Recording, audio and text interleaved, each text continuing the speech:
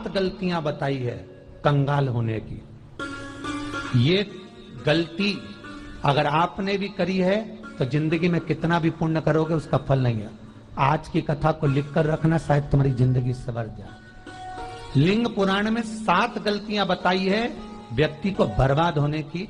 पहली गलती है, उसमें से अगर आप स्वीकार कर रहे हैं ये गलती तो समझ लो कि गलती आपने करी है। गंगा जल तो बुलवाया टैंकर भरकर, 21,000 बेलपत्र भी समर्पित कर रहे हो। आप मंदिर के अंदर बैठ गए, दर्शन करने वाला आता रहा, किसी को अंदर प्रवेश नहीं दिया। आप गंगा जल चढ़ाते रहे, आप बेलपत्र चढ़ाते रहे, आप स्वयं पूजन करते रहे, और दूसरा व्यक्ति ना जाने किस भाव से, किस रूप में आकर भगवान की सेवा करना चाहता था। पंडित जी ने आपके चक्कर में उसको जल नहीं चढ़ाने दिया, पंडित जी ने आपके चक्कर में उसको बेलपत्र नहीं चढ़ाने दिया। पहली गलती यह हो गई कि भगवान के भक्त को भगवान से दूर कर दिया गया। अब उठा लो श्रीमद् भागवत कथा। 2 देवताओं ने गलती करी थी। एक ब्रह्मा जी ने गलती करी थी कि गाय बछड़ों का हरण कर लिया था। 1 वर्ष होने में 1 दिन था तब ब्रह्मा जी ने गाय बछड़े वापस दिए थे। दूसरी गलती इंद्र ने करी थी, जल वृष्टि करी तब भगवान कृष्ण को गोवर्धन पर्वत उठाना पड़ा। दोनों देवताओं ने गलती करी पर भगवान कृष्ण ने इंद्र को क्षमा कर दिया पर ब्रह्मा को क्षमा नहीं करा। क्यों नहीं करा? क्योंकि इंद्र को क्षमा इसलिए करा क्योंकि इंद्र ने जब जल वृष्टि करी तो सारे ब्रजवासियों को भगवान के चरणों में लाकर छोड़ दिया। सारे ब्रजवासी गोवर्धन पर्वत के नीचे आकर बैठ गए, भगवान के चरणों में आ गए। और ब्रह्मा ने जो गलती करी वो ऐसी गलती करी कि भगवान से गाय और बछड़ों को दूर कर दिया। जो भगवान से भगत को दूर कर दे उसको शंकर कभी क्षमा नहीं कर सकता। इसलिए बर्बादी का पहला कारण आप भक्त और भगवान में दूरी बना दी। दूसरा कारण, भगवान की जब पूजन कर रहे हो, 21,000 बेलपत्र चढ़ा रहे हो, गंगा का जल चढ़ा रहे हो, चंदन चढ़ा रहे हो, अबीर चढ़ा रहे हो, गुलाल चढ़ा रहे हो, तो तुम्हारे भीतर ये अहंकार, जब तुम पूजन करके उठो तो उठते समय तुम्हारे भीतर अभिमान नहीं होना चाहिए कि मैंने जो अनुष्ठान करा उसके बराबर कोई नहीं कर सकता। तीसरा कारण कहा कि भगवान की सेवा तो आप कर रहे हो, भगवान की चाकरी में तो आप लगे हो, भगवान की आराधना भी कर रहे हो, दिया भी लगा रहे हो, धूप बत्ती भी लगा रहे हो, स्नान भी करा रहे हो, पंचामृत स्नान भी करा रहे हो, सारी पूजन अर्चना सब तुम कर रहे हो।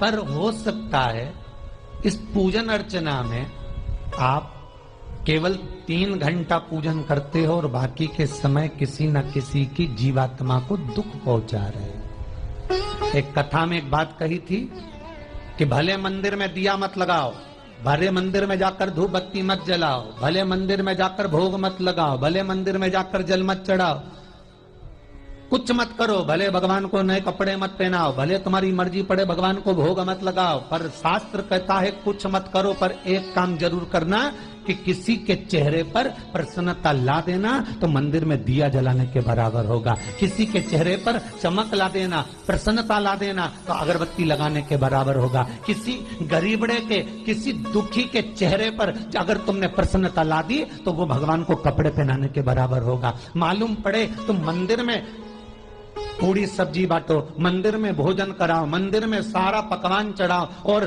कोई तुम्हारे कारण अगर दुखी है तो तुम्हें वो सुख का भान नहीं हो सकता। तीसरा कारण है हमारा, वो सुख नहीं मिल सकता।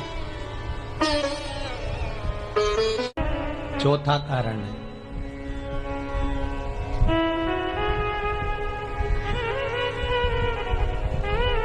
महाराज, जिस मंत्र को पढ़ा जा रहा है, जिस मंत्र का स्मरण किया जा रहा है,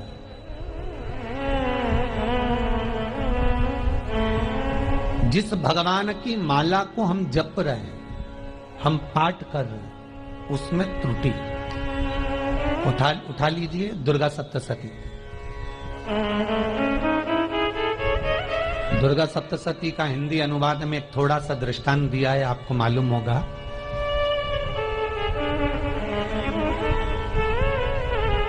एक जजमान सप्तसती का पाठ कराते थे नवरात्रे में। नवरात्रे पूरे होते थे और उनकी पत्नी मर जाती थी। सप्तसती के अंदर लिखा है, बहुत ध्यान से सुनिएगा। दुर्गा सप्तसती का पाठ कराते थे और पत्नी नवरात्रे के बाद 4 महीना 3 महीने के बाद मर जाती थी। बहुत दुखी था सेठ। एक शादी करी, दूसरी करी, तीसरी करी, चौथी करी, चौथी पत्नी भी मर गई। बहुत दुख हुआ। आज वो गुरुजी के पास चले गया, गुरुदेव, गुरुजी, गुरुदेव, गुरुदेव। गुरुजी बोले क्या हो गया? सेठ जी बहुत दिनों के बाद आ रहे हो, क्या बात है गुरुदेव?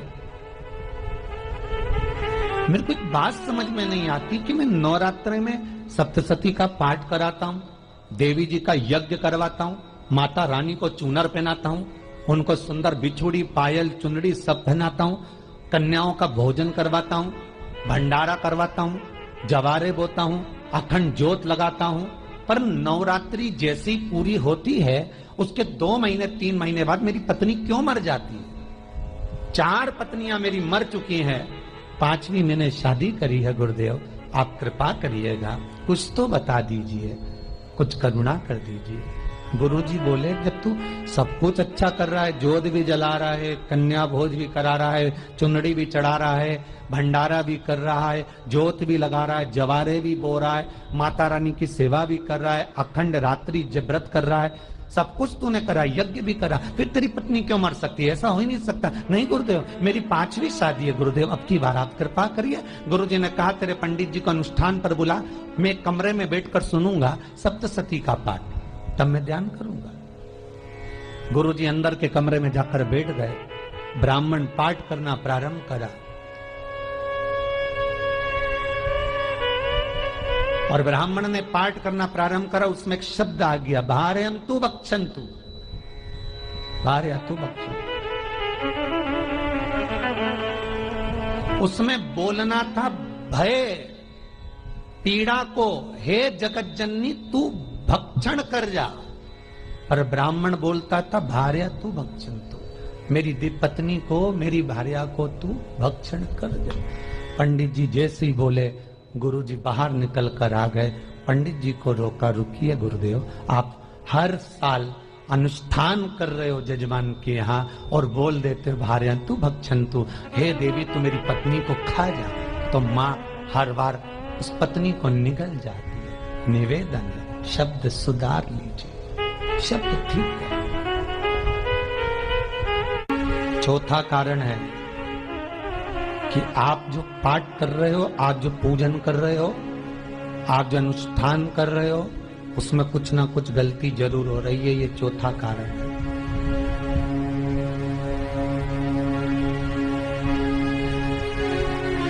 एक बार पूरे घर के लोगों को बिठाओ, अपने घर के लोगों को, मम्मी से पूछना, मम्मी तुम कौन कौन सा पाठ करती हो?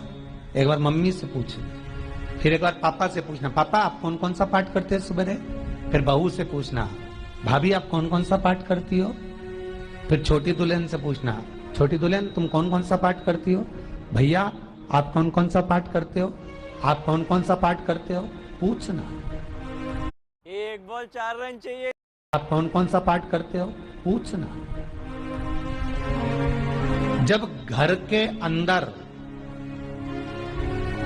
बड़ी बहू अलग तरह का पाठ कर रही है, छोटी बहू अलग तरह का पाठ कर रही है, मंजली बहू अलग तरह का पाठ कर रही है, माँ अलग तरह का पाठ कर रही है, पति अलग तरह का पाठ कर रहा है, तो उसका जो प्रभाव है, कौन सी चीज कहाँ टकरा रही है, जिसके कारण घर में रोग इतना है कि कोई सही होने वाला ही नहीं है। अब तुम कहो कि सीवर वाले गुरुजी ने उपाय बताया, हमने बहुत करा, पर सही क्यों? तो सही क्यों नहीं हो रहा है? उसका कारण है या तो बड़ी बहू जो पाठ कर रही है, या सास जो पाठ कर रही है, या पति जो पाठ कर रहा है, नाते जो भी उस घर के अंदर रहकर जो पाठ अर्चना कर रहा है, उसमें जरूर कुछ ना कुछ ऐसा हो रहा है जिसके कारण वो काम नहीं कर पा रहे। उसमें कुछ ना कुछ गलती हो रही है जिसको तुम समझ नहीं पा रहे, जिसको तुम अपने आप को बहुत विचार करते हो कि मेरे बराबर कोई नहीं कर सकता, मैं शंकर की भगत, मैं राम की भगत, मैं कृष्ण की भगत, मैं जो करती हूँ बहुत अच्छा करती हूँ, मैंने जो किया बहुत अच्छा करा। पर हो सकता है उसी कारण आपको दुख झेलना पड़ रहा है,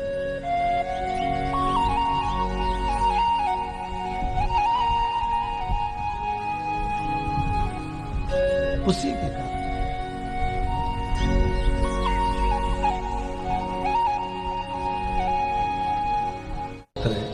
महाराज, हमने जो दान किया, हमने जो पुण्य किया, हमने जो सत्कर्म किया, वो किस जगह पर लगा? 5वां सूत्र।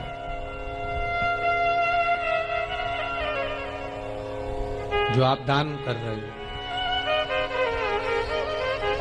जो आप पुण्य कर रहे हो, सत्कर्म कर रहे हो, वो किस जगह पर लगा? ये 5वां सूत्र। फिर निवेदन करेंगे, गाय, बेटी और लक्ष्मी 50 बार विचार करना, तब किसी को देना। बेटी किसी ऐसे को मत ब्याह देना जो जुआ खेलता हो, मदिरापान करता हो, मांसाहार करता हो, वेश्यावृत्ति करता हो। वो बेटी का सम्मान नहीं करेगा, बेटी रोएगी तो कन्यादान करने वाले को रोना पड़ेगा।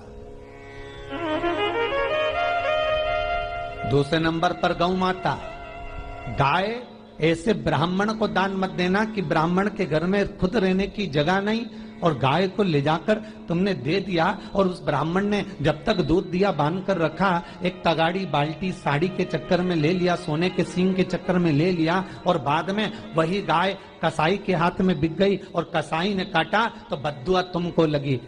बेटी, गाय और लक्ष्मी, पैसा भी किसी ऐसे भिखारी के कटोरे में मत दान देना कि जिसने ले जाकर मदिरापान में लगा दिया, जुए में लगा दिया, वेश्यावृत्ति में लगा दिया। अगर जिस भिखारी के कटोरे में पैसा दिया उसने शाम को ले जाकर मदिरापान में, जुए में लगा दिया, तो लक्ष्मी रोती है कि तूने मुझे गलत जगह पर दिया है, इसलिए अब तुझे रोना पड़ेगा। तब व्यक्ति को रोना पड़ता है, फिर व्यक्ति रोता है। गाय